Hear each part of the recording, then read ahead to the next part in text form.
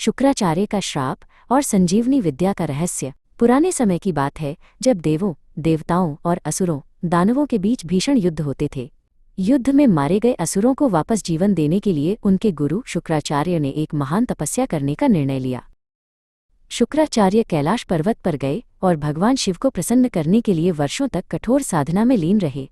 वो अपने शिष्यों के लिए जीवन और मृत्यु के बीच की दूरी को मिटाना चाहते थे। उनकी भक्ति और दृढ़ संकल्प से प्रसन्न होकर शिवजी प्रकट हुए और उन्हें मृत संजीवनी विद्या का वरदान दिया।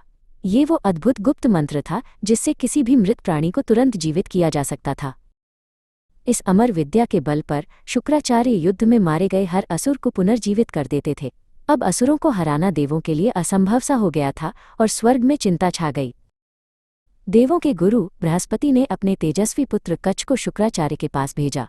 कच्छ का लक्ष्य था विनम्रता से सेवा करना और किसी भी तरह मृत संजीवनी विद्या सीखना। कच्छ ने शुक्राचार्य के आश्रम में प्रवेश किया और उनकी पुत्री देवयानी की सेवा और प्रेम से सबका विश्वास जीत लिया। पर असुरों को कच्छ पर पूरा शक था। जैसे ही असुरों को लगा कि कच्छ विद्या सीख सकता है, उन्होंने उसे कई बार मार डाला। वे उसे काटते, जलाते और यहाँ तक कि उसे समुद्र में फेंक देते।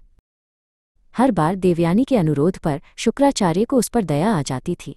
अपनी प्रिय पुत्री के लिए शुक्राचार्य अपने मंत्र का जाप करते और कच्छ फिर से जीवित हो जाता। एक बार असुरों ने कच्छ को जलाकर उसकी राख को शुक्राचार्य की शराब में मिला दिया। शुक्राचार्य ने अनजाने में वो शराब पी ली और इस तरह कच्छ उनके पेट के अंदर पहुंच गया। कच्छ ने पेट के अंदर से ही पूरा मंत्र सीख लिया। बाहर आते ही उसने अपने गुरु को जीवित किया, पर शुक्राचार्य ने क्रोध में आकर कच्छ को श्राप दिया कि वह इस विद्या का उपयोग स्वयं कभी नहीं कर पाएगा।